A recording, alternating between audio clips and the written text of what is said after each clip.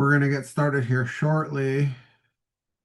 Give a couple seconds for people to come in. Thank you for joining us. We're just going to give you guys some information today about the TWC certification program, and we are just going to have a chat with one of our TWC certified trainers and just discuss a little bit about TWC and um, everything that has kind of transpired as far as the program goes. So let me go ahead real quick and just give you guys a little bit of information. Real quick. All right. Hopefully you guys see my slides. All right. So, training without conflict, the next evolution of dog training. So in 2020, we held the first TWC certification program here in Plant City, Florida. Since then, over 450 students have enrolled in the TWC certification program as professionals and or practitioners. There are currently over 120 TWC certified trainers worldwide, and we are currently enrolling for our 22nd class of the TWC certification program. The TWC certification student community expands across 6 different continents. There's currently TWC certified trainers in 12 different countries, and that's always growing. We always have trainers that are in the testing process, so we're hoping to expand that once again here in 2026. So, what is training without conflict? Training Without Conflict is a community of dog trainers that utilize the concepts created by two-time IGP world champion Ivan Balabanov. The TWC methodology is rooted in the science of animal learning and evolutionary psychology to create unbelievable training results. TWC trainers operate with the belief that dogs are our fellow creatures and not opportunistic animals transacting for rewards. Dogs are our best friends. That's the root of everything that is training without conflict. This is commonly stated, but is rarely practiced. This is the foundation of training without conflict.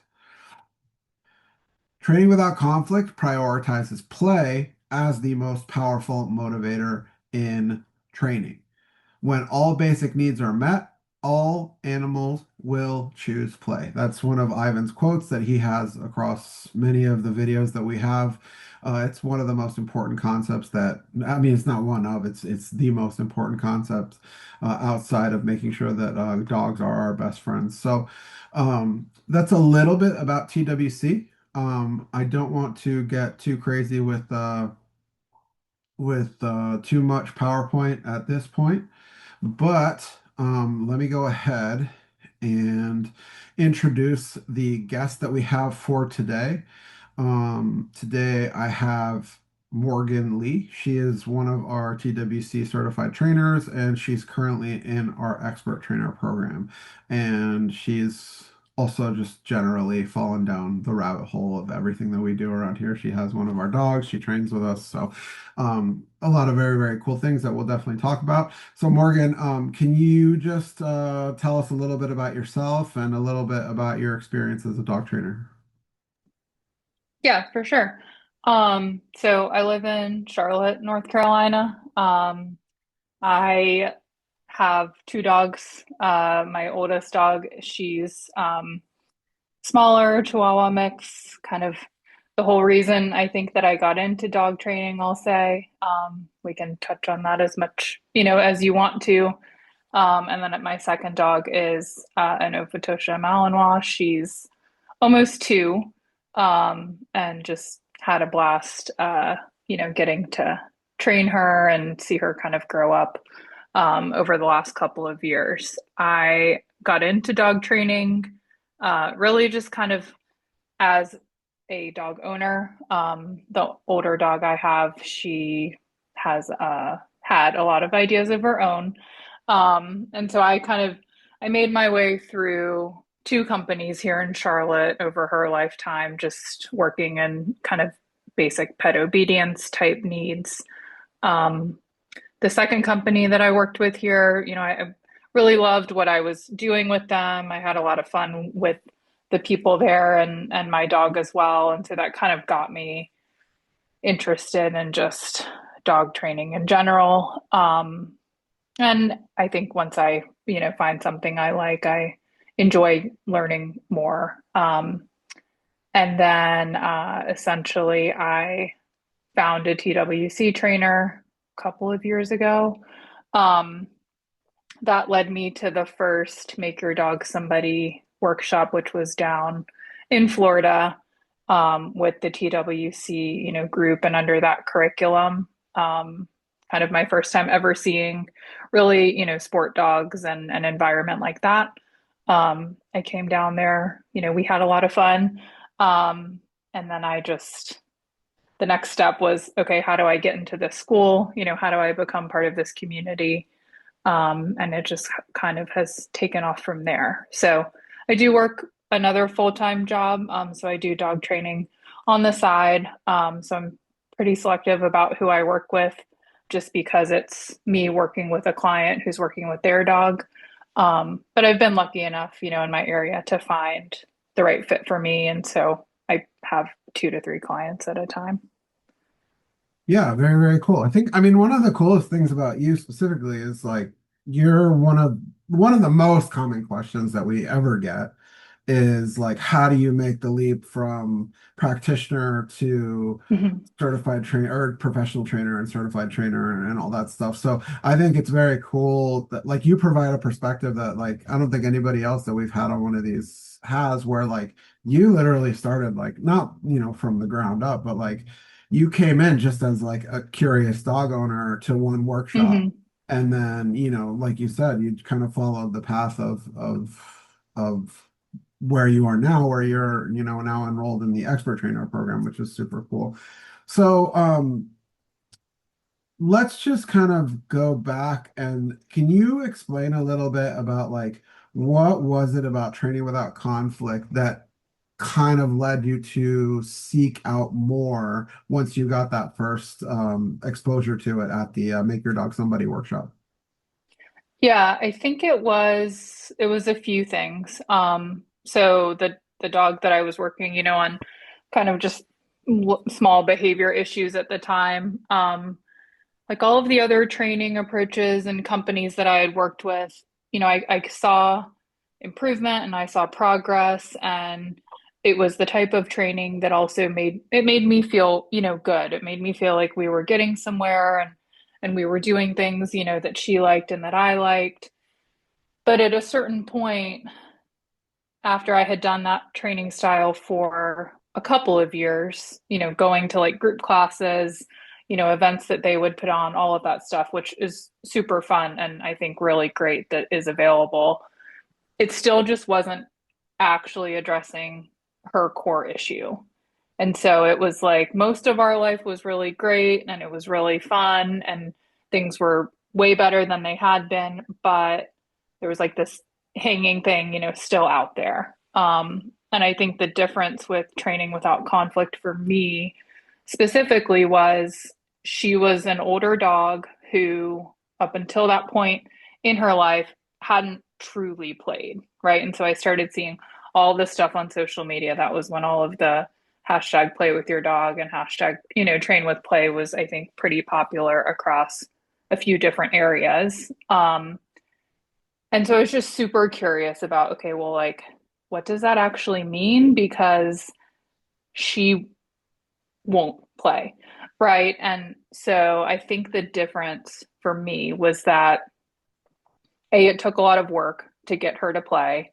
And now she's, crazy. She'll play pretty much every day, which even at 12 now is super, super cool. Um, but it took a lot of work. And I think the trainer that I worked with, she was very patient. She explained things super well, which I think is kind of a heralding mark of TWC curriculum in general. So that allowed me to grow my confidence as just a dog owner at that time. And then I came down to Florida, right? And I was in this to me, it was a completely foreign world. Like I felt very out of place. And it was like, why am I even here? I have this small dog. Everyone has these sport dogs and Malinois, and I have this like basically a child's toy, right? Like I think I should go home now, right? But the people in the community, like that was also a big grab for me because it was like, no, you do belong here. And like we've seen your videos and it's really cool what you're trying to do. And like you're just on the edge of cracking it. Like we're convinced, just keep going. Um, and that was a lot different, than also what I had experienced in the dog training world, which was like it's so inclusive, right? And it's actually very open-minded and people want to talk with each other. Um, and then I think the thing that really got me too is like it's actually not a one size fits all approach and curriculum, right? It really does seek to figure out between the dog and its owner, we'll say, like what's going to work the best. And that's what we're going with, right? And that's how we're going to make things happen.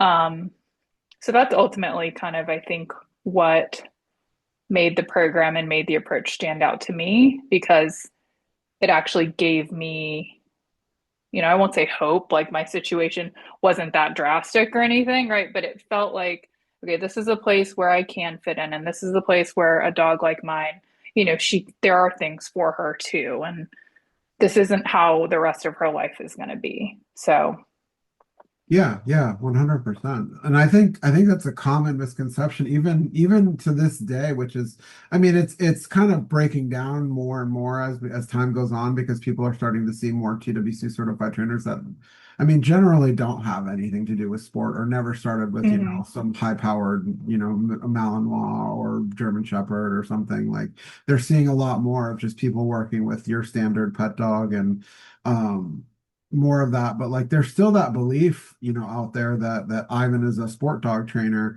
So can you kind of I guess talk about once you did start the course, Mhm. how you kind of felt about the content and how broad you felt that helped you with dogs in general. Yeah. I mean, I think, when I went through the course curriculum itself the first time, and like I say the first time because, more content keeps getting added, which is super cool. And so my lens at the time was exclusively, again, a very curious pet owner. Um, the parts of the course that I really liked, like I thought the psychology aspect and just the history, right, of where like learning theory and study of people and animals has been and where it is now. Like that's something I think personally that I just find interesting. Um, I really liked, there's a lot of curriculum about the learning environment, which is, not just the particular time you want to go out and do this thing. It's all the stuff leading up to it, right? Like how they feel, how you feel, um, what's the rest of the home life like, all of that comes into consideration. And then you of course get into like what you would probably consider your typical dog training, whether we want to call them quadrants or approaches or what have you, punishment, reinforcement. Like that was familiar, but the way he speaks about it and teaches it, I think is very different and unique. But all throughout the course, right? At that point, I'm not a sport dog owner. At that point, I haven't tried to do helper work. Like I know nothing about sports, right? So I'm coming in exclusively from pet obedience. And it was like every step of the way, every module, there was still something to grab onto and apply to my dog or my friend's dog or my sister's dog, right? Yeah, yeah, and I think I always kind of mention it during because every time we start a new class, we have a kickoff call where we kind of explain the course to everyone and what's going to kind of transpire over the next however many weeks. But one of the things that I always tell people is like everyone I think wants to dive into like the absolute like meat of what they think Ivan teaches and get to Mm-hmm. like that core level right away. But they can't understand that until they understand that stuff that you talk about. Like, number one, the Right. history. Like, how did Ivan come up with the way that he teaches things? And what was his process in now creating what is training without conflict? And then instead of starting, right with the quadrants, he starts off with simple things like, I mean, not simple, it's very, very, very deep. But he talks about animal psychology and the way animals learn and the way dogs learn and then moving on, like you said, to the learning environment before ever touching on the actual, dog training, where you start talking about quadrants and behavior modification and all those, and e-collars and equipment and all those things.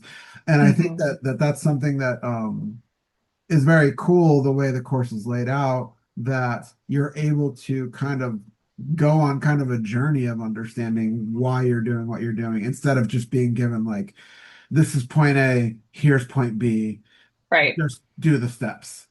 Right. I was literally going to say, like, I think also, it's not about the steps, like the way that the curriculum is laid out and the way that he teaches. It's like ultimately it's training you how to think on your feet, which means that, when done correctly, like it should fit any dog, any issue, any goal, any human.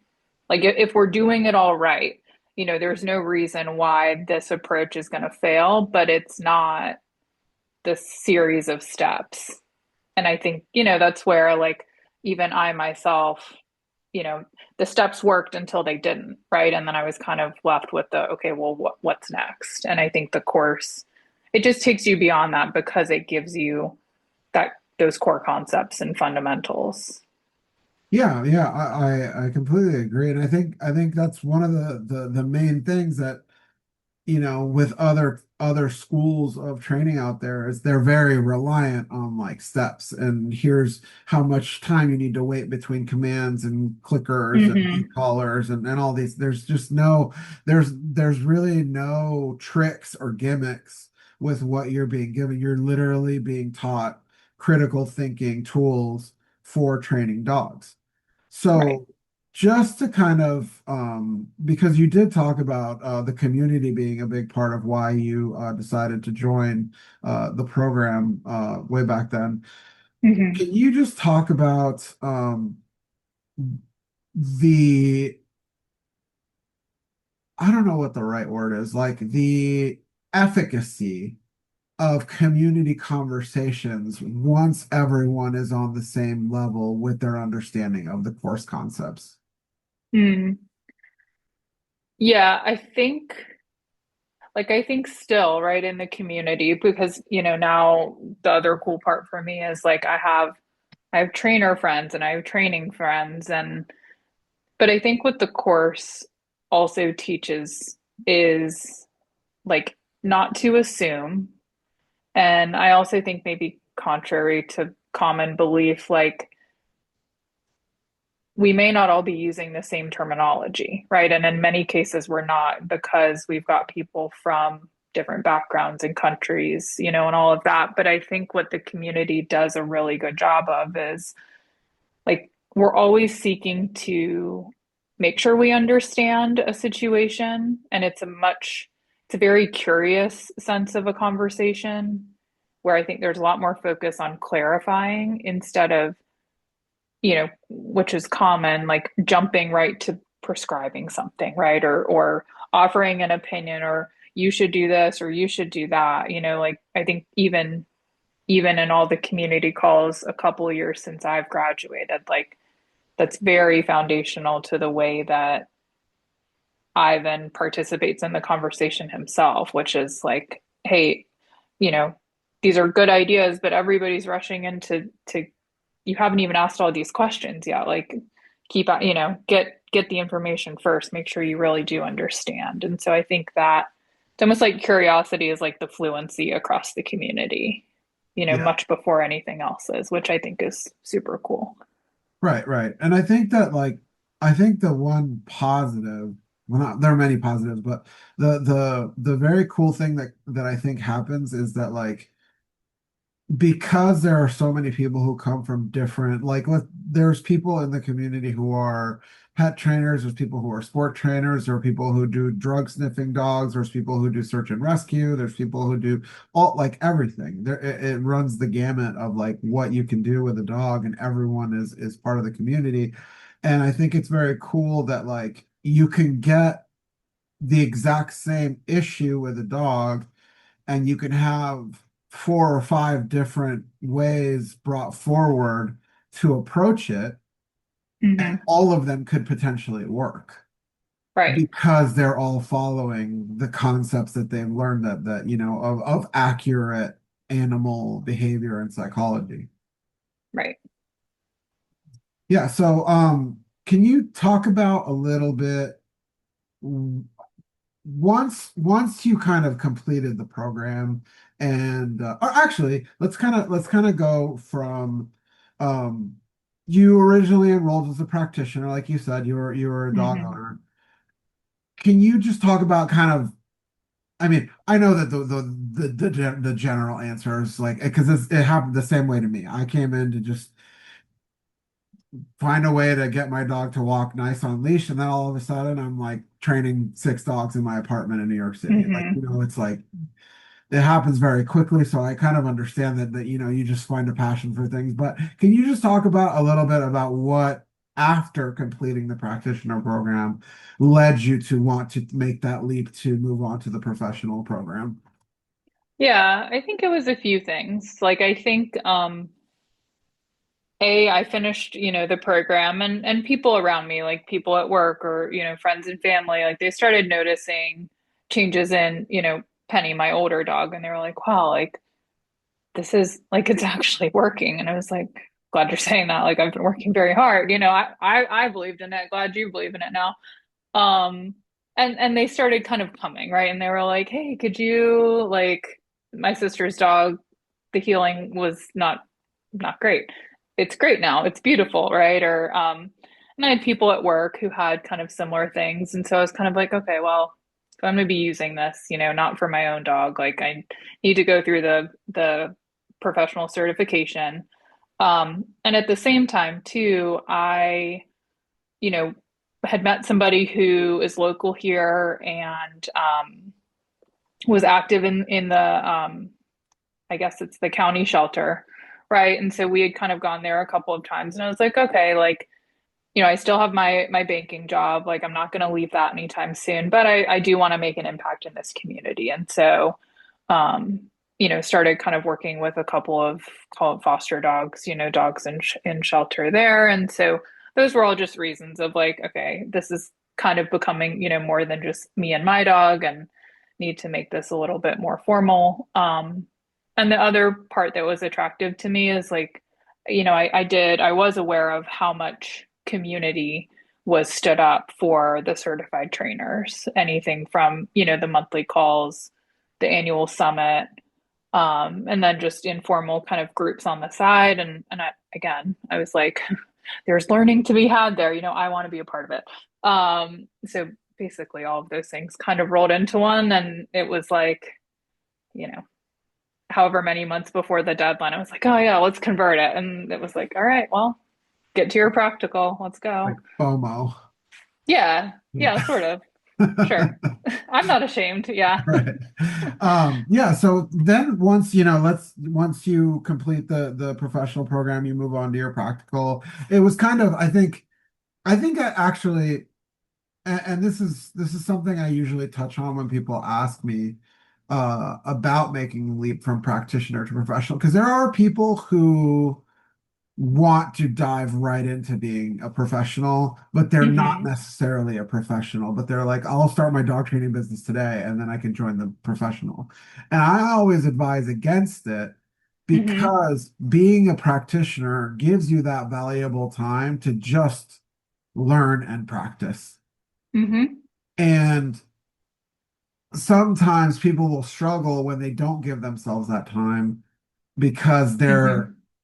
trying to figure it out in the first place, just the conceptual part of it, and then trying to put it into practice when you don't really have a ton of skill with dogs yet is very, very difficult. It's hard enough even if you're a skilled trainer. It's even more Mhm. difficult if you're not skilled. So can you just talk about a little bit about like how you felt a little bit more prepared because you took the time to kind of spend a little time as a practitioner and then move on to the professional?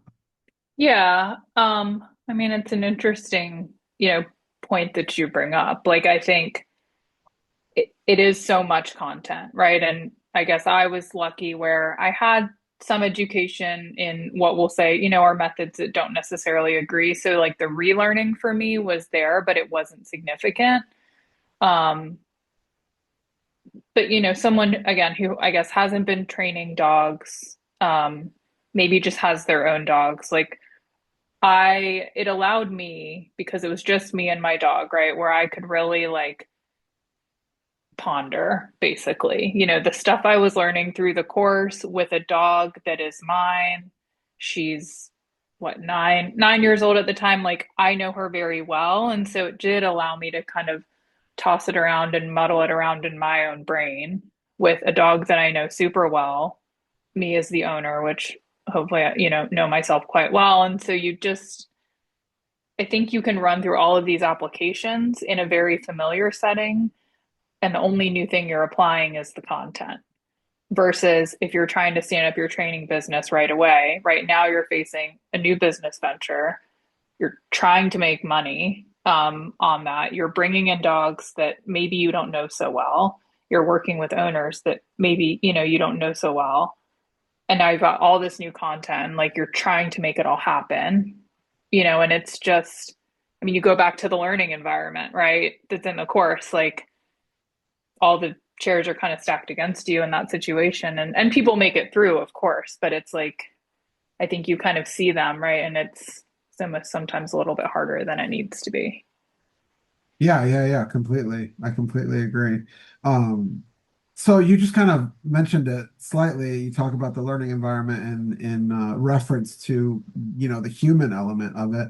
Uh, Mm-hmm. can you just talk about briefly, like, because the course is not just a dog training course. It is a course that discusses animal learning. And because humans are animals, a lot Mm-hmm. of the stuff does apply to human interaction. Can you just talk a little bit about like how the course concepts not only help you with dogs, but also has helped you with, relationships in your, whether it be in your dog training business or otherwise? Yeah, I think sometimes I've people kind of raise their eyebrows. So on my non-dog training, right, is a banking job. And I manage a fairly sizable team of people, about 30 of them. Um, and it's not, I'm not trying to liken like I'm not managing a team of dogs. Like I get that. They're all people and they're individuals, right? But that's exactly the common theme and the common thread for me is like going through the course, like it really underscored, right? Because you talk about it's essentially trying to find the motivation, right, for the dog to either get them to why are they doing the thing they're doing or to get them to do the thing that you need them or want them to do. And it's like, okay, that's so similar to running a team of people who this is work, right? And so in their lives, they like you need a job, but the job you choose is a choice. So as a manager who needs the work product done, like there's value for me to make it worth their time to come and do a good job, which is basically what are they motivated by? And in the work environment, like how can I coach them or if, they're doing a good job, how do I make sure I lift them up and they're celebrated? And if they're not doing so great, like, okay, we need to do a better job, but I can't smash you down, right? Because then now we're just not doing anything well. Um, I want to keep you here. I want you to, come back and like be more curious about the work you're doing. Like there's so many parallels between what we learned in the course and how you truly discover, the motivation of the dog. I mean, again, like you said, it it moves across the line between dogs and humans quite well. So that was a big like aha moment for me. And it did make me take a step back in my, as a manager and say, okay, like all of my teammates are not the same, right? Some are older, about to retire, maybe some have children, some are in their 20s. Like they don't all care about the same stuff. They aren't all motivated to be here for a reason, the same reason. So, how do I get to know them as individuals a little bit better? Assign work to them that fits, what they feel like they're good at, because all of that considered, like I should get a better end product. Same said for, dogs. Right, right. Yeah. Yeah. Yeah, very, very cool. So once you complete the program and then you kind of move on to being a certified trainer and you talk about the perks of that, like can you just discuss a little bit about the community calls Hmm. and how you feel like those have benefited you? Yeah. I mean, I think so. Community calls, I'll say that we try to do them, monthly. I think that's something that's a testament to like, Ivan and the whole team, right? Because if like a month is skipped, I mean, there's the best intentions to give the community a makeup call, which I think is like super generous. But they're, monthly calls similar to this video. I think, you and Ivan, like everybody wants, as many people on video as possible. So it's truly interactive and integrated. But um, most of the time, what they center around is any trainer to bring any sort of case, or any sort of situation that they're working on with client dog, personal dog. Um, and we basically just talk about it. So it's a real life scenario. The person's on the call, and we're all basically having a group conversation, um, about real world cases, which I think is really cool for me because I don't see a huge volume of dogs in the side business that I run, right? But so I kind of sort of get to experience a lot of things that I wouldn't maybe see. And I think in the conversation, I always walk away with some sort of, nugget of information or like, okay, that's not exactly my situation with this client and dog that I have, but it's super close. And so you walk away kind of, I think the wheels spin again, right? And you start generating ideas about how to apply it, in your own training. Yeah, and I think one of the cool things, a couple of cool things is that number one, like I think sometimes when you're part of a program like that, where they're like, oh, we have monthly calls, I feel Hmm. like they're not like, not every program has this like high level of engagement, but like every call, you've got 40, 50 people on the call. Hmm. And they're very excited to engage. And I think part of them are people who want to discuss and talk because you do have kind of the common cast of characters that like to talk and like to flesh out Yeah. ideas and Yeah. and then you have the people that are not necessarily as comfortable right then but are learning or can eventually provide stuff like that but number two I think the very cool thing is that because Ivan has been so persistent with like do not like write a paragraph about your dog training problem and then start giving advice. You Yeah. get these like it's almost like he's trained TWC trainers on not only how to present a case, not only how to decipher and remedy a case, but how to present a case. Because Hmm. like not only are you provided with like a paragraph of information to discuss, you're given video, usually multiple videos to Hmm. watch. So you get a huge context of information. So can you just talk a little bit about like, the breadth of the issues that you kind of we discussed during those calls? Oh yeah, yeah. So it's like that's a good point, right? It's not just like, okay, this is Fido and he barks at other dogs while on leash, right? It's like all kinds of questions, all kinds of history, all the way from like, age, any physical, health issues that we need to be aware of. What's his home life like? What's what other training programs, if any, has the dog been through, right? Like all the way through, like, okay, well, in the home life, like, you know, what's his exercise schedule? Are there other dogs present? Are there, like, there was a call a couple months ago. It was super interesting to me because it actually talked about all of the home environment factors that weren't about the dog, but they would absolutely impact, a dog. And it actually made me kind of connect back to like a client I had at the time who they have three kids who are all super cool, right? But like it's a household with young kids. So the thing that's always in the last spot of priority in those situations is the dog. So we'll even go into like talking about cases, and that's from the person presenting, that's pretty much like part of just the information that's provided, so cover the entire gamut of almost anything, hopefully, that you would need to know.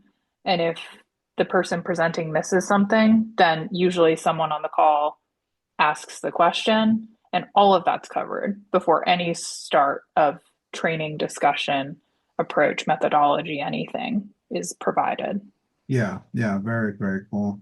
Um, so now, like, again, you complete the course and you do all this stuff. Can you just talk a little bit about like what uh because you do get to come to like the trainer summit when you are a Mm-hmm. TWC certified trainer, which you've been to a few times, but you've also been to, I mean, a large number of our events at this point, both on-site and off-site.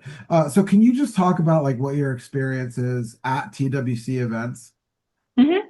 Yeah. I mean, the ones I'll say kind of offsite, like it's always nice to find a community of like-minded people. So that's a huge benefit, to the ones offsite. Also to the ones offsite, like there was one here finally in North Carolina.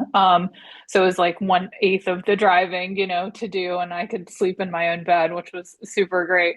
But it was also really cool to just see like people coming in who don't necessarily train the same way.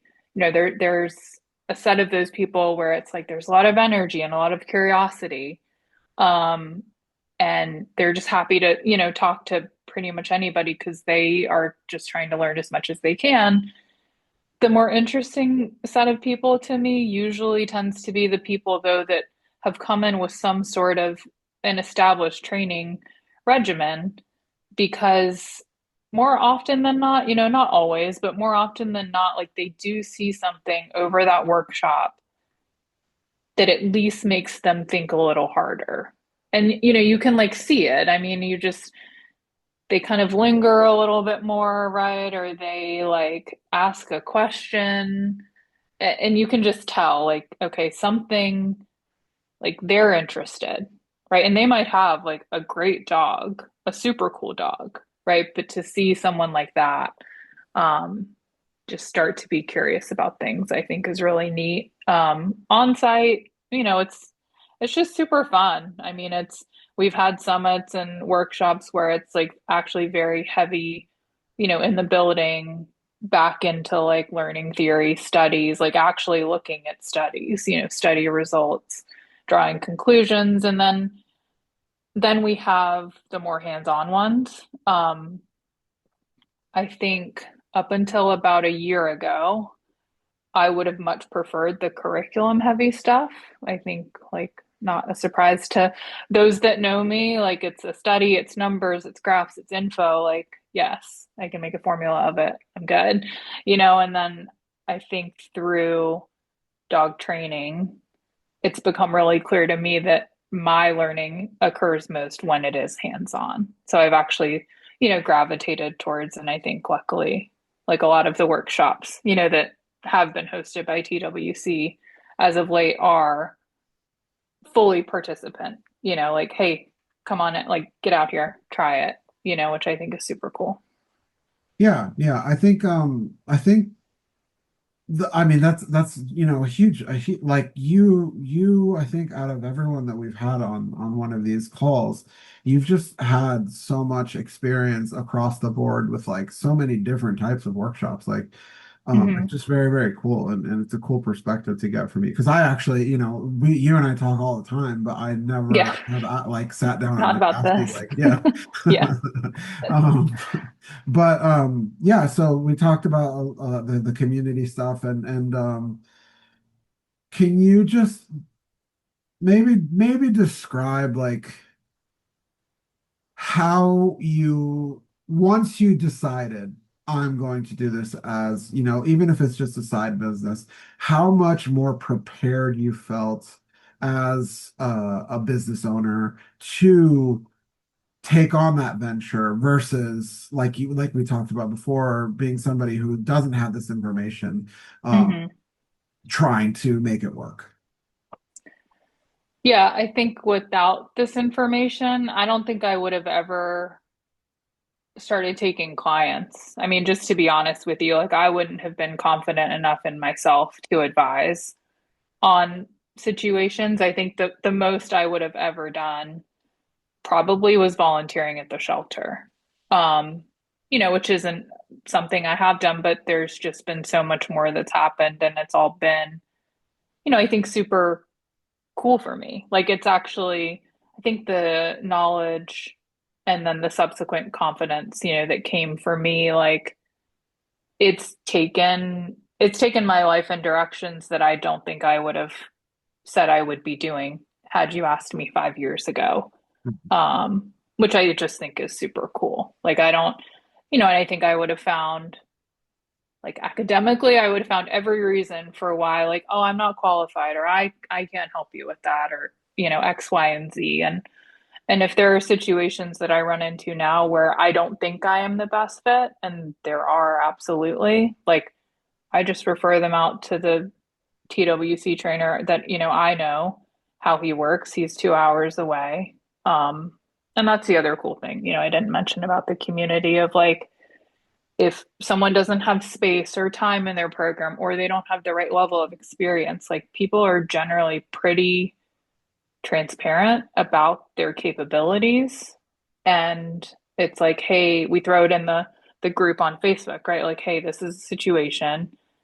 I don't have time. I'm not qualified for this. Like, can anybody else get to them? Like they really need help, and people are in the comments like dropping their information. Right. Yeah, So, and I think one of the big perks of being a TWC certified trainer is you do get listed on the TWC directory on our website. Um, you did kind of mention that you are in a good position of where you do have a full-time job, but you can do this as a side thing, and you can take on the clients you want. But can you mhm. just talk a little bit about due to your exposure of being a training without conflict certified trainer, how much more you get approached to do things a TWC trainer does versus the typical just keep my dog out of the way, teach them general obedience, and then we move on. Mhm.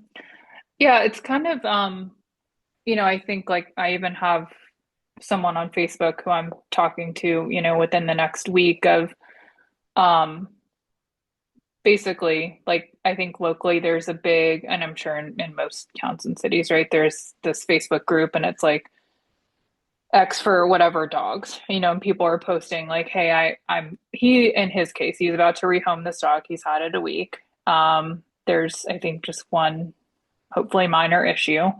Um, but I was able to message him and I was like, hey, I know you're getting a lot of information, you're getting a lot of recommendation in the comments. Like, I just wanted to reach out because the training program that I went through, it's a little bit different. Basically, I sent him the link from the TWC website. I said, take a look. I'm happy to chat with you. And if you think it's the right fit, would love to work together. Like the goal is to keep the dog in the home, as long as it's again a right fit.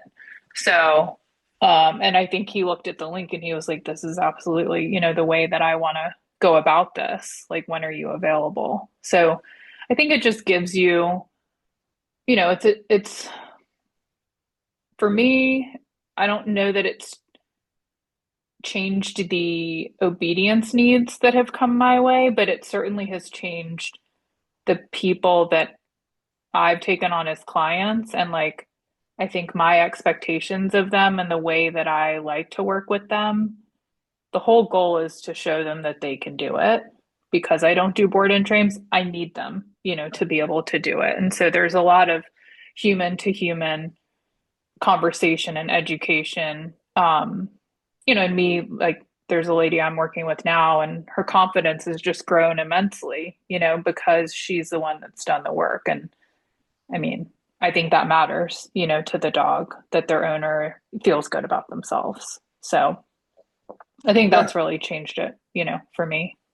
yeah. And I think part of it is it's very natural for a person to understand play. Hmm. And it's like it's very hard to play and not have a good time or Have not, fun. yeah, like not Yeah. not have fun. So it's like it's like I can and again, I'm not here to say that like doing trick or food training is not fun. It can be fun. I did it before I started learning from Ivan as well. But there's a certain level of like there's a big difference between like playing a game of like the level of joy you see out of your dog when you throw a ball or when you play tug and they win is just Hmm. very natural. It's very like versus when you're doing food training, it's just like very transactional and they're just like, well, thank you, sir, for my food, you know? Yeah. Or It's like at best performative, right, you right. know? Yeah. Like, yeah. Yeah, but I don't want to get too far down the road of bashing food training. So, I mean, look, I um, still use food. yeah, Like, and I think I mean, it's that's the great. funny thing is Yeah. I think that people think like, oh, you do TWC, you don't use food, but like everybody uses food. Ivan uses food here and there for certain things. Yeah. And I think that's one of the things about TWC. It's not a one size fits all thing. It's you do what is best for the current situation and the time that's given. Um, so I guess one of the kind of last things is, and I'm sure at this point, I feel like every single certified trainer gets approached by people asking them their thoughts about the course and whether or not they should do it. But what do you like when you have these conversations or when people ask you like, hey, should I do the course? How do you kind of approach those conversations and what is the advice you give people? Yeah. I mean, I think like just up front, it's not cheap. I'm sure it's not the most expensive thing, that's out there, but it's certainly not cheap. So, if it's any sort of investment for anybody, my advice, so if it's just, that's amount of money is nothing to you, like the answer is 100%, like what are you waiting for? Right? But um I think outside of that, it's like, okay, well, there's a ton of knowledge in there. So if if you like learning, should do it. Um, if you don't like learning, maybe not for you. I'm not sure. Only you can answer that, right? But I think the other aspects is like it has it has answered so many things for me, almost I'm gonna say indirectly, because of how it teaches you how to think. It has made me so much more curious about the way things work or the way things can be done. Um, like I don't want to say, it makes training unlimited, but it puts it right up to the edge of that, essentially. And so I think if it's anybody I'm talking to that's remotely feeling like they're approaching the end of their current set of knowledge and how far it's going to take them, like to me, that's kind of okay, well, this is the next step then, in my opinion, for you, because after you know this, and after you gain some proficiency with it, and you're surrounded by, again, people that think in a similar way, which is not like it has to be this way, it's this methodology. It's more about the curiosity and the brain trust, that goes on. Like you can. you can take it anywhere you want to. And I think just that's the beauty of it, and to a degree kind of what I've done with it, and that's why I'm loving it so much, right? Like I don't know what it's going to hold for me in 3 to 5 years. There are things I hope for, and that I want to achieve. And I think it can get me there, but it may open up this entire left turn that I didn't even know about, but that's super fascinating. But now all of a sudden I feel equipped and informed, and I at least have a way to go explore it, you know? So Right. to generally my conversation with them, Cool. it's usually, yeah, what are you waiting for? Please go do it. Yeah, and I think you kind of mentioned the investment part of it.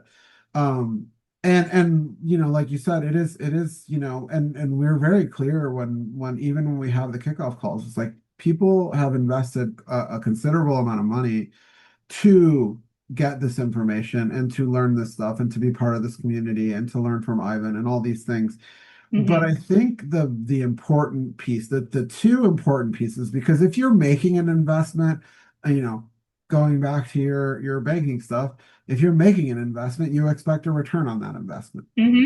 Yeah. And when you make an investment, and it's important to call it an investment, I think you are receiving two different things. You're receiving one, access to this community and access to information and access to all these things. But I think the second thing you're receiving is basically like a shortcut for something that required Ivan 40 plus years to create. Hmm. And I think that that's like something that should be underscored and understood by people is like you're basically getting a bottle of 40 years of information Hmm. in 9 weeks, 10 weeks. And And it's not just hypothesis either, which right, I he's think is he's really common. And then, like this is boots on the ground, hands on the leash, dog, actual dog at the end of the leash. This is actual real world training knowledge. yeah, and I mean, like I don't think anybody here needs to hear how great Ivan is or anything, but like he trains dogs every day to this day. Yes. He is in Yes. Germany right now at a competition competing with two dogs. Right. Which is He has no wild. need to do any of this. Right. He has accomplished so much in his life, but like he loves this stuff. And I think that one of the cool things is that like not only does he love it in the sense of like he just wants to continue training, but I think he brings all that stuff forward to the trainers because Hmm. he loves it so much that he continues to learn, and when he continues to learn, he continues to provide more information to the trainers. So I guess we didn't talk about this very much. You did kind of mention it briefly, but can you just talk about how uh, how you consider it a positive that the course continues to be expanded and improved? It's not this like Hmm. thing that was created 10 years ago and everyone's just swallowing up the same thing. Yeah. I think like so there's sections, right? And then within the sections there are additional segments. They could be lectures, they could be slides, they could be other videos that just keep being added. And to me the cool part about it, and I will say I don't go back and look at it as nearly as often as I should. Um, but I think like it is such a testament to him and you and the rest of the people that kind of own that curriculum of like, when did the course start? 5 years ago? 2020, Okay.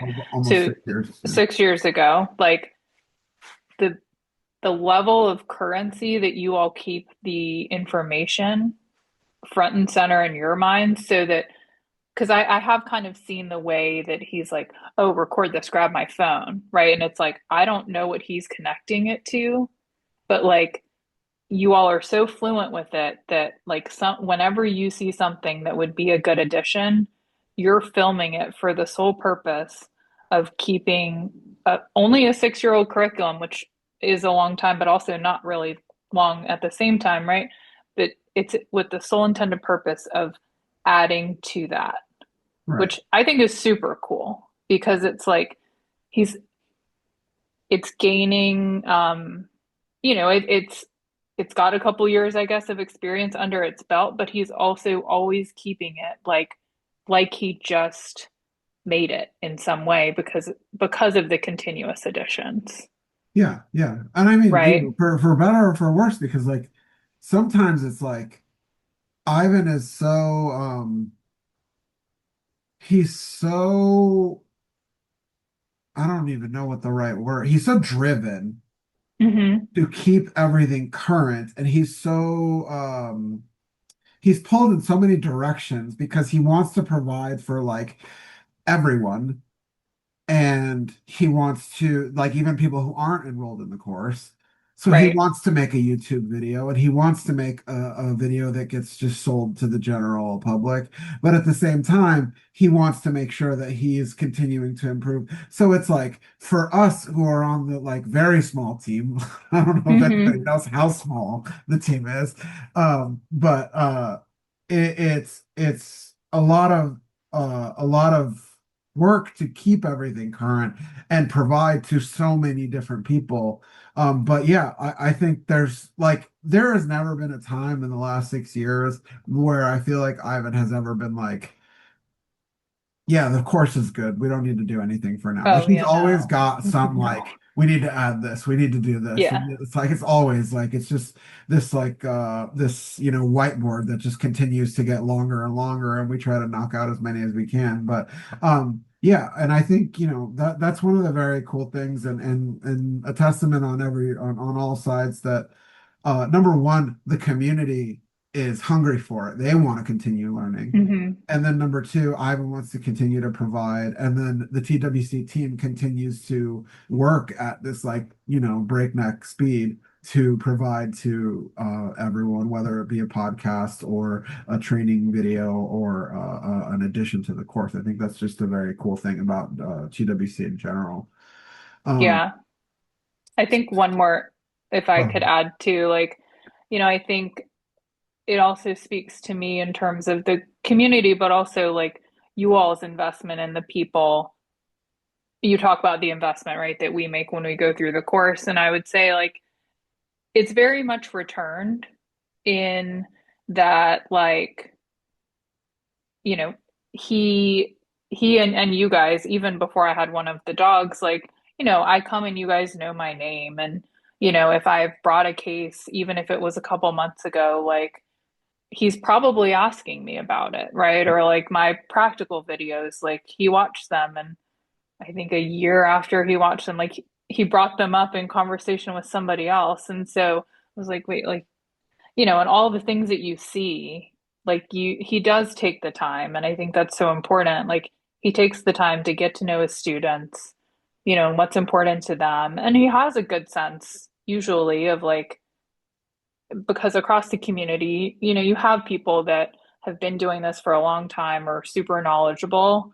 And then you have people that are kind of newer and they're trying to find their footing. And, maybe working with them or talking to them in a different way makes all the difference. And I think that's been something from the very beginning, but even up until now, where it just feels like, you know, even though the community and the list of trainers has grown, like he still takes the time to get to know what everyone can do, what they're trying to work on, and he kind of meets you where you are. And like there is a high standard for the community, and that's the point of the course. But um, it's again, it's back to that environment of like I invested in this, but this also continues to invest in my growth and my development. And I just think that that's super cool. Yeah, and I think that's one of the things that like we don't necessarily talk about as far as like, marketing wise or whatever, because I think everyone's so interested in the course and what they're going to Hmm. learn and how it's going to, change their ability to do whatever it is as a trainer. But I think that's just one of those things like when you do come to an event here, it's not like you're at an event, I feel like. Hmm. Like I feel like it's almost like you're visiting. Oh Like yeah, it like feels very like like you're like a mhm. guest, like hey, I'm gonna go visit my friend, and Yeah. we're going to train Mhm. some dogs. It's not like I'm going to go to this like stuffy, you Stand know, in a line at a convention center, like, exactly, yeah, exactly. And I think that's yeah. one of the cool things about, one of the benefits of having a small team and, a family business is Hmm. that you do get, like Ivan is the one who talks to you directly. There's nobody else teaching things. There's nobody else, whatever. Like I'm typically the person that most people have spoken to the most. Natalia is here and she's always greeting people and she's always asking Hmm. people how they're doing and trying to make sure that they're having a good experience. And the other people on the team are just always here to make sure that people are having a good time and enjoying their time here. So I think that's just one of the cool things that we don't necessarily talk about as much as they do spend a lot of time just really making sure that people feel like they should be here and that they're appreciated in being here. Hmm. For sure. Yeah. Okay. So I do want to talk a little bit because I know people are interested in the course and the meat and potatoes of that stuff. But do you have any kind of final thoughts before we learn a little bit more about the course? And then if you can stay on a little bit, if there are any questions that people have. Yeah, yeah, I can stay on. No, I mean, I do think something I said earlier kind of sums it up for me personally, which is like when I got introduced to TWC, like I never knew that it was going to become this, but I am so grateful for so many reasons, and those we can talk about, smaller setting that I went through the course. Like it has changed my life, in ways I didn't even see happening. And there's just so many cool things I think that can come out of that. And I think that's a real testament to the curriculum. Like for me, it really landed, but also again, like the community sometimes makes all the difference. So um I would just encourage anybody if they're kind of on the edge of decisioning, to do it or not. As soon as you can save up, and invest in it or find the right time to do it. Like I don't think it's time well spent, money well spent for sure. Very, very cool. All Yeah. right. Well, thank you for taking the time to share a little bit about you, and we'll have you back on here shortly with to answer some questions. Real quickly, we do have a question here that somebody asked if this is going to be recorded. It is being recorded, and it will be available after the call. So if you missed any part of it, you will be able to catch it later on. So don't worry too much about that. Let me go ahead and jump in here real quick. Right, here we go. Okay, so what you will learn today. Why now is the perfect time to enroll in the TWC certification program? What makes training without conflict superior to other programs? What you will learn in the TWC certification program, the difference between the practitioner and professional programs, and the benefits of being in the training without conflict community, and how to enroll in the training without conflict certification program. So, why certification? Dog training is a highly competitive industry. In the United States, Americans spend over 50 billion a year on their pets. 33% of the world's population has a dog as a pet. 44% of American households own a dog as a pet. 1.6 million dogs are adopted each year in the United States.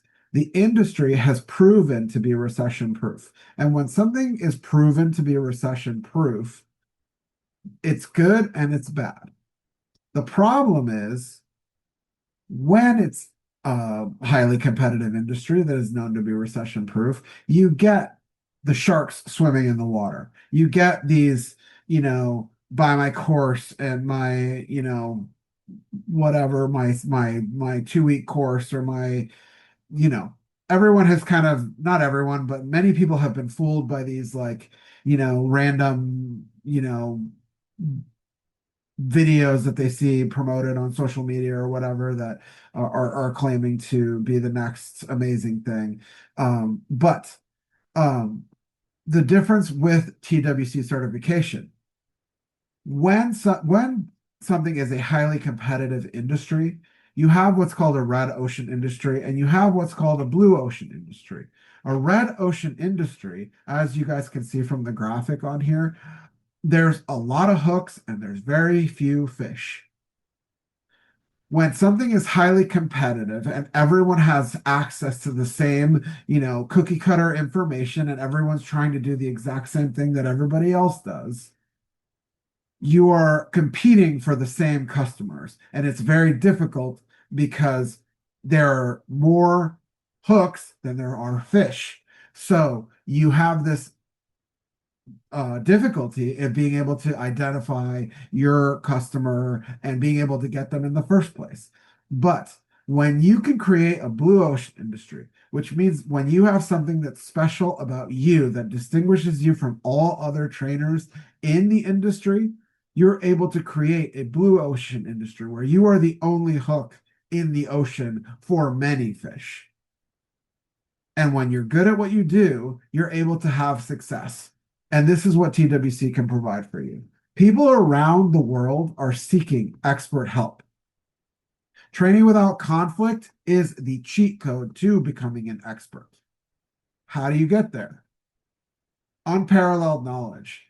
As you guys know, you guys will learn from Ivan Balabanov. He is a two-time IGP world champion. He's a 15-time IGP national champion.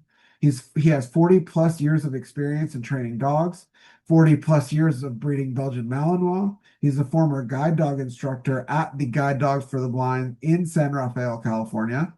He's a former training director at the San Francisco ASPCA. That was the first no-kill shelter in the United States. And on top of that, we don't really even have it listed here, but whether you know it or not, Ivan has had a dog training business here in the Tampa Bay area for over 25 years. And he continues to take on clients like we were mentioning earlier. He continues to compete. He continues to train dogs on site. He continues to take clients. You guys have all seen, for the most part, the story of Tina. Last year, he trained Zeke, which was another very problematic dog that he's been able to have a lot of success with. He continues to find these things because he's just driven generally by continuing to learn and continuing to improve as a trainer. Training without conflict is not another tool in your toolbox. This tool in your toolbox thing, it's a very common thing you hear at a lot of different workshops that you have. People are always thinking that they're going to go and they're going to find this little nugget that's going to change their whole training system or their whole training ability. And it's not what TWC is. TWC is completely different. Training without conflict is the only dog training methodology founded on the proven principles of behavioral psychology. Training without conflict is a radically different approach to training dogs. If you guys just take a look at some of these photos, you see the most important things about what TWC is about. Number one, the most important thing, make sure that you can make a dog your best friend. That is the number one thing you have to do before you ever start training. That dog has to be your best friend. Like I said before, TWC is rooted in the belief that dogs are our fellow creature. They're not our dog. They're not our training partner. They are our best friend. And when you look at these photos, you see people who are interacting with their dog, not just Ivan, but people who are at our workshops. And you see them, number one, interacting through play and also interacting with smiles and just general care and love for their pet or animal or whatever. So why TWC certification? You owe it to your dog. By using play, training without conflict trainers are able to tap into your dog's genetic gifts, but to create results by controlling and guiding their natural abilities. What is another reason? You owe it to your clients. Your clients expect high-level, lasting results that they can understand. Why TWC certification? You will crush the competition. How? The dog trainer that can achieve the best and most lasting results while maintaining the motivation and happiness of a dog and can communicate how those results were achieved will win every single time. One of the most important things about a TWC trainer is they not only can achieve results, but they can do it with a happy dog. And that's like the top thing that Ivan looks for when someone is completing their practical. Is the dog motivated? Is the dog happy when they're completing these tasks?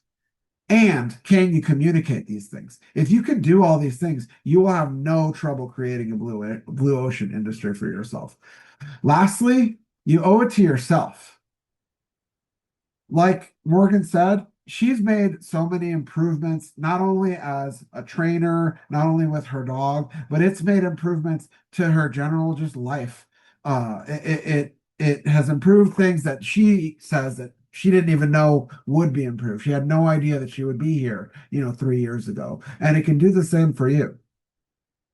Just a couple other people on top of everything that Morgan said. We have a couple testimonials here from Amir. I made my way through Module 10. I spent the most time on the two lessons on progression.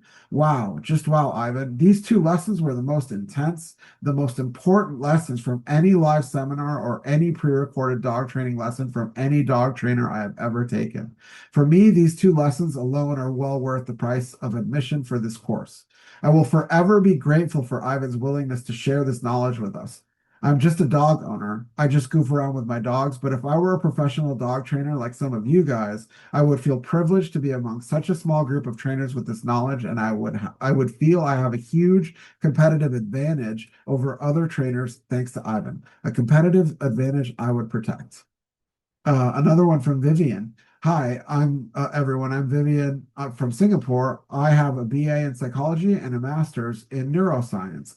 I've taught learning and behavior lab at a university in Texas and animal behavior and communication at a Singapore Polytechnic.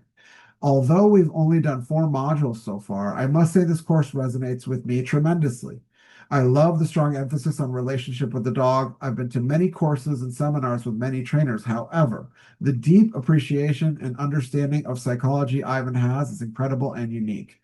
Ivan's ideas are at the forefront of dog training. As a former academic, I can say that science has not even caught up with many of the ideas that are discussed here. I'm thankful for this opportunity to be in this course. Chris, one of our certified trainers, says, Truth, catapult your skills to levels way beyond dog training. Ivan's course is like no other, and his support is incredible. This course has been the very best investment I've made in my dog training career.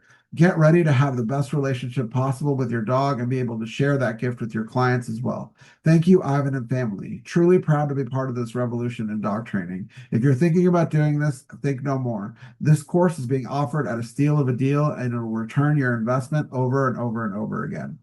And lastly, we have Darlene. She says, Ivan is by far the best dog trainer in the world.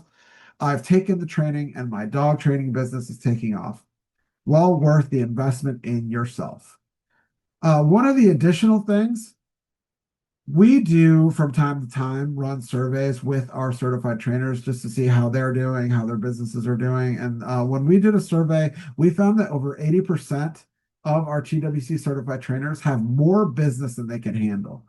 That means that they're number one, they're successful, and number two, when they have more business than they can handle, it actually helps the community as a whole because they can recommend their clients that they can't take on to other TWC certified trainers in the area. So, what is the TWC certification program? You have two paths to choose from. You have the professional certification, which is meant for professional dog trainers with a dog training business.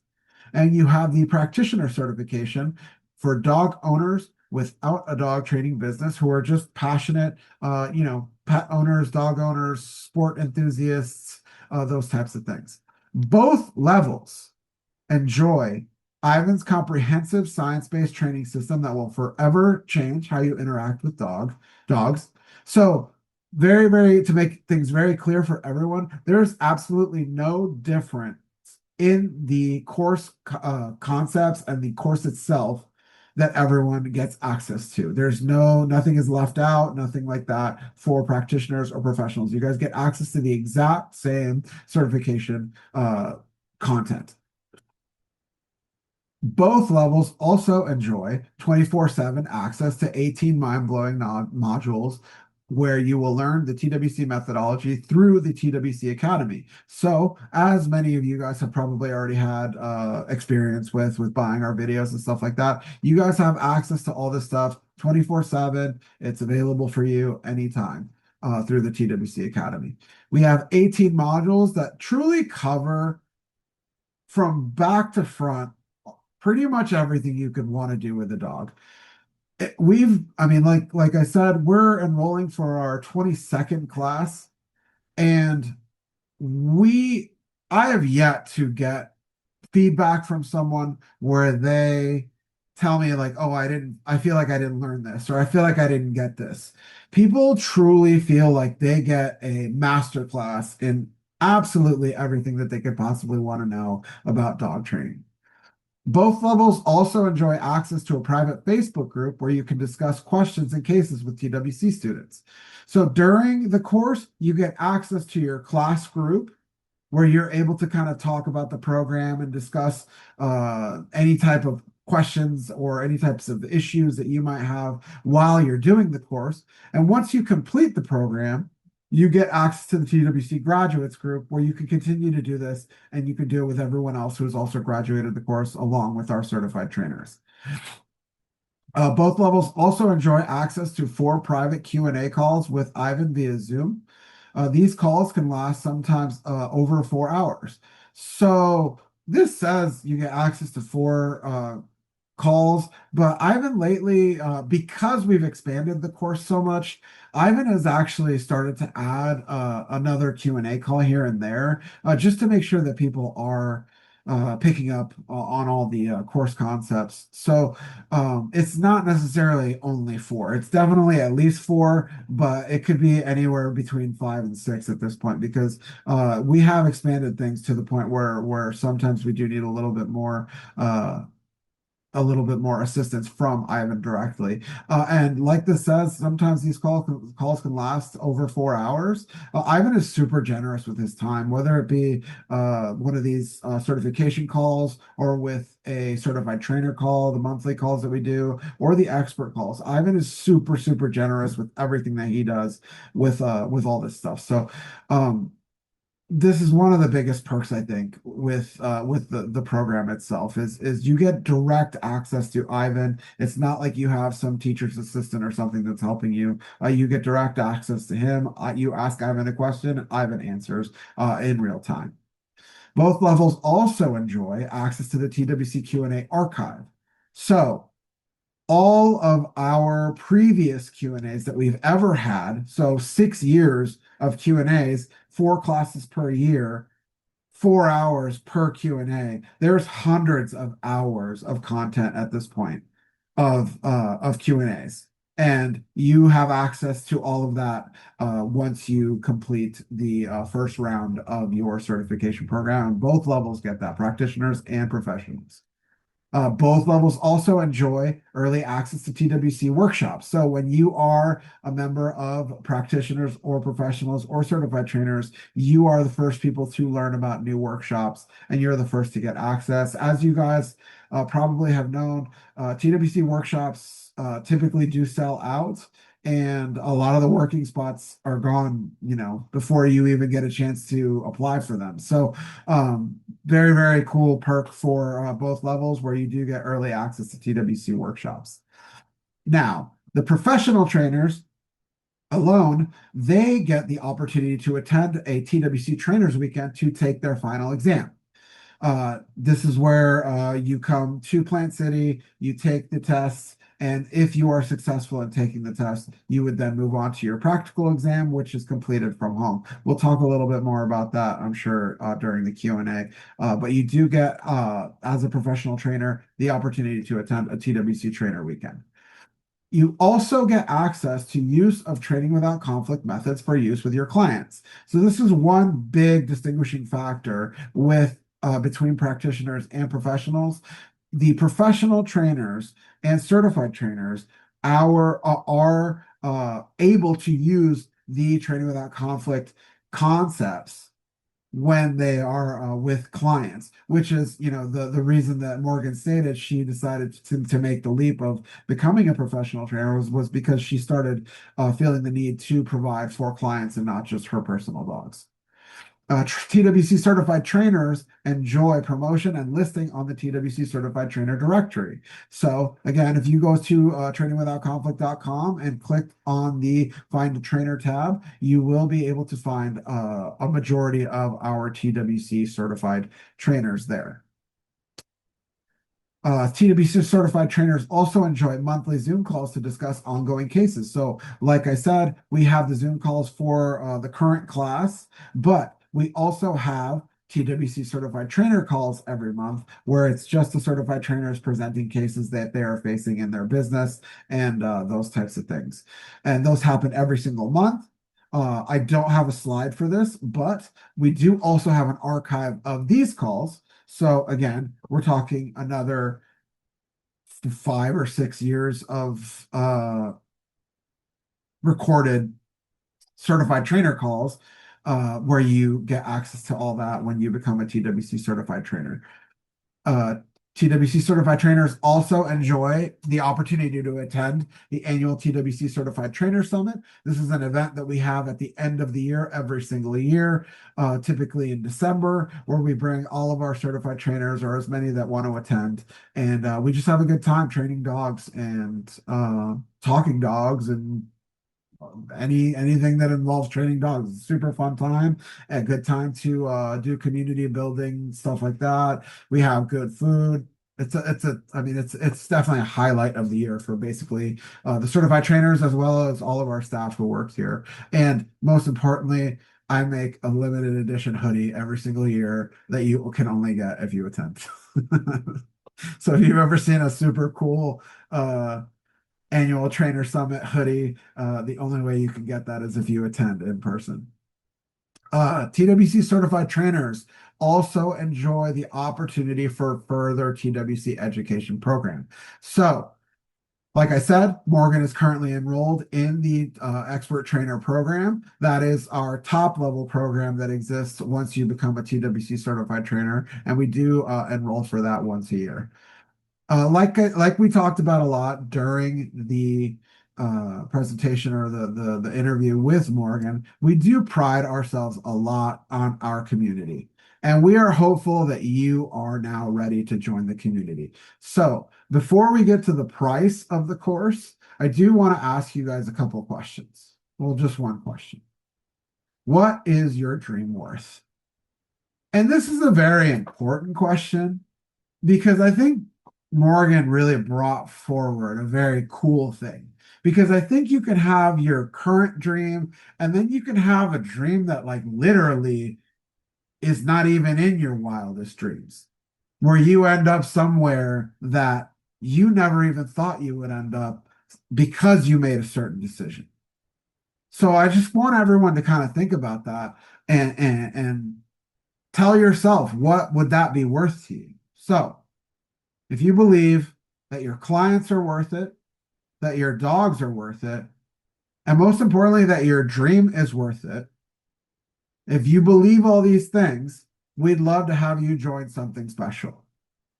The TWC certification program for professional trainers is offered at $15,000 US, and the practitioner certification program is $10,000 US.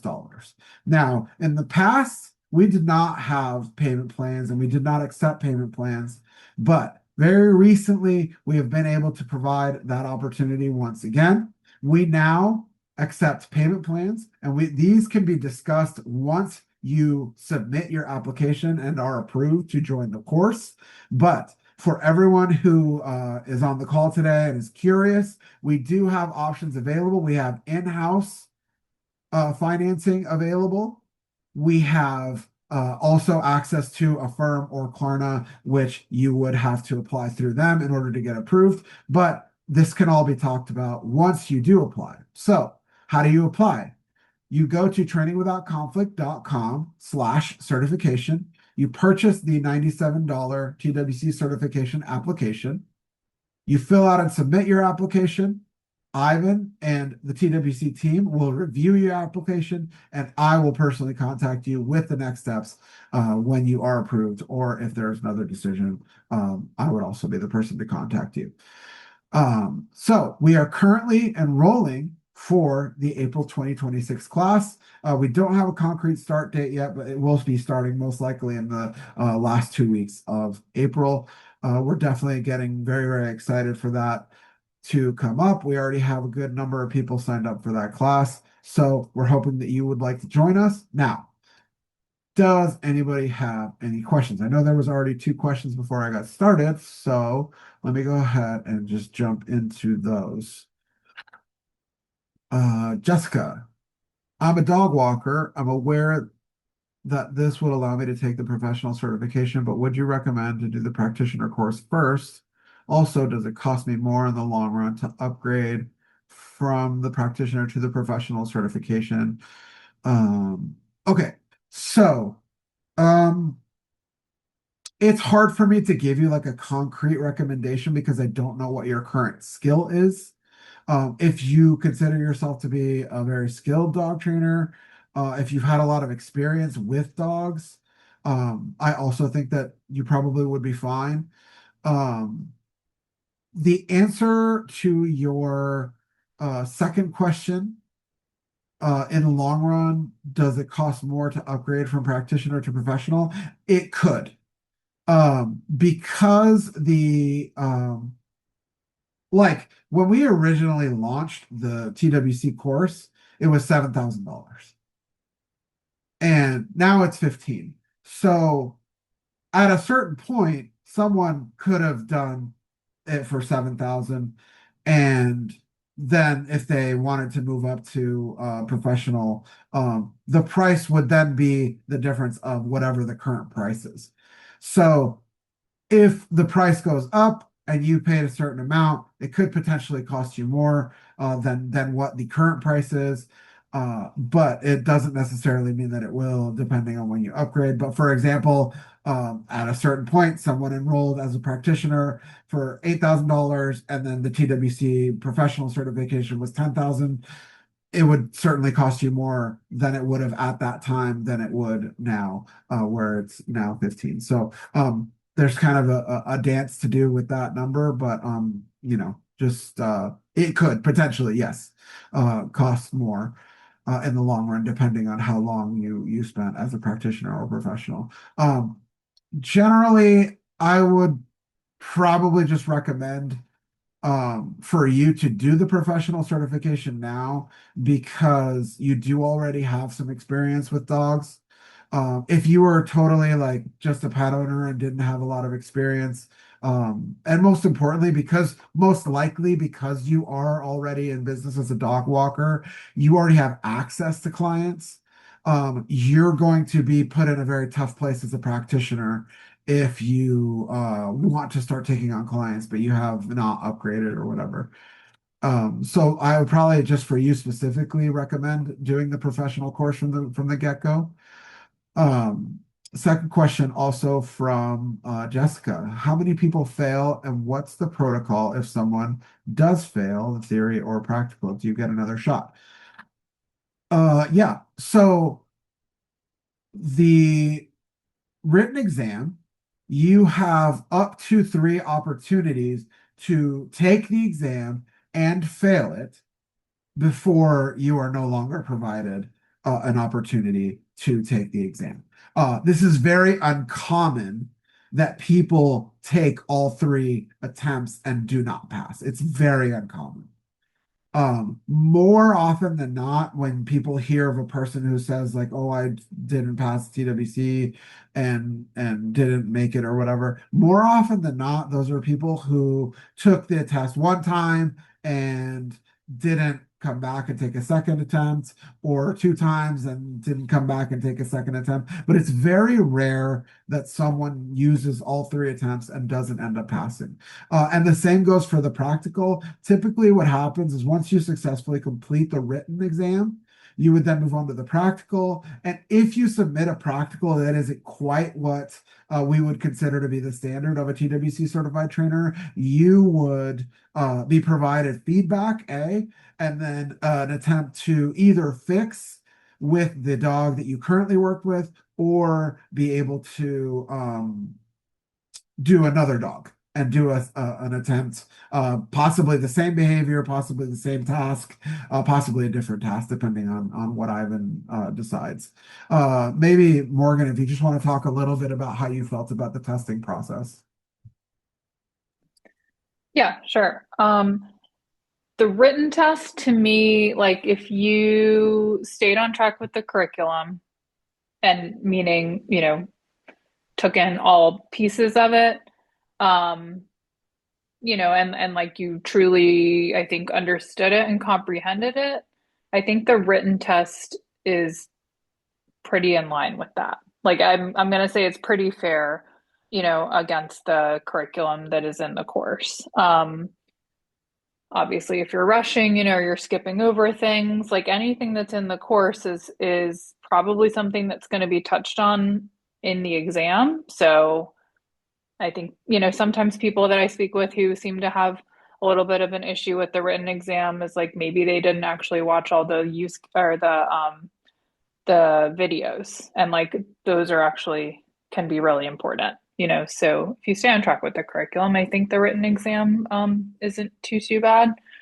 uh the practical, like I actually failed my first practical because what I submitted I think just wasn't exactly where it needed to be. So I did kind of go back through, and just like you're saying, in that situation, the prompts for me did not change, but I ended up using a different dog for one of them the second time through. And I think based on the feedback I got, like I realized I needed to show more of the training, not just dog doesn't know the thing, now they know the thing. So that feedback in between my two practical submissions was helpful for me.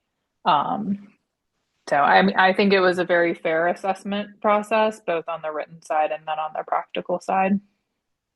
Yeah, yeah, I think you're spot on. I think that there's no I think sometimes people get very in their head about the idea of a test, and they Hmm. think like, oh, Ivan's making it hard just to be hard and like make it hard. But it's no, it's very much testing your understanding of the concepts. And I think one very, very important thing to note is it's not testing you on how much you can remember what Ivan said.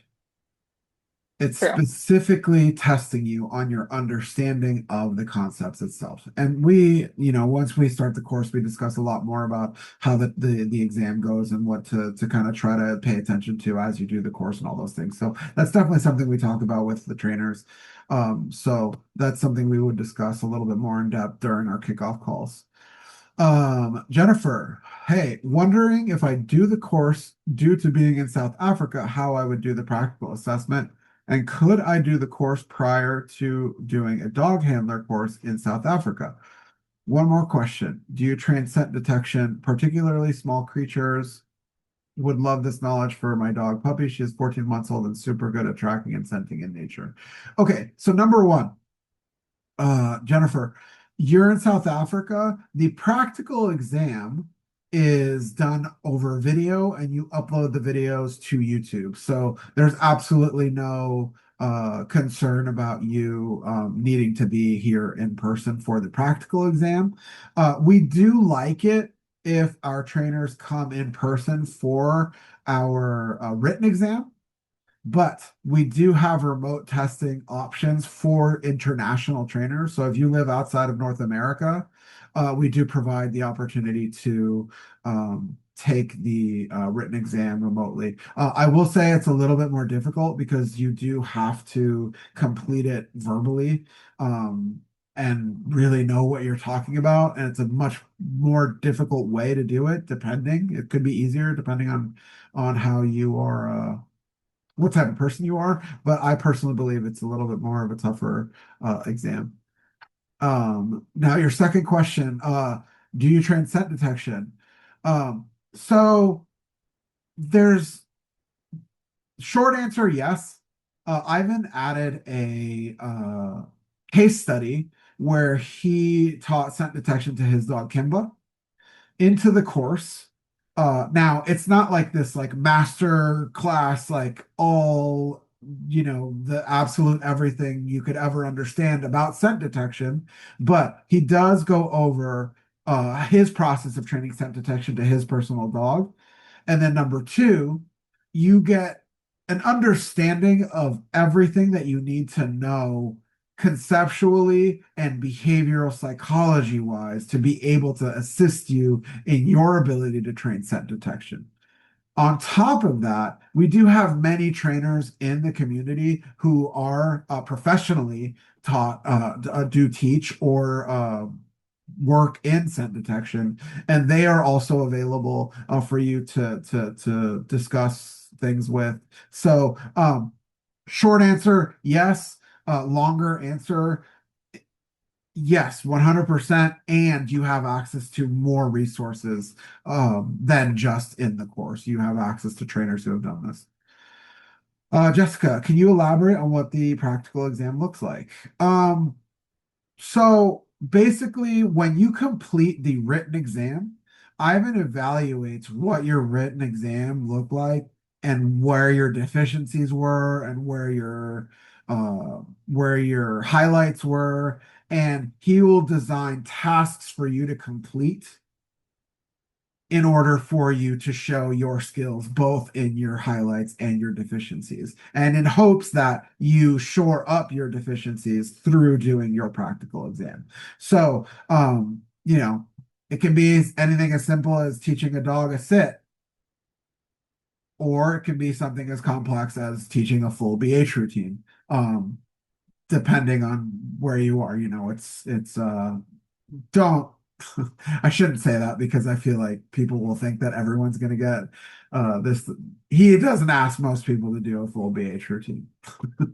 So it would not be likely. So don't think that that's going to happen. It's usually not like they're not crazy tasks. It would be something like teaching your dog a behavior and maintaining motivation and happiness of the dog while you're doing that.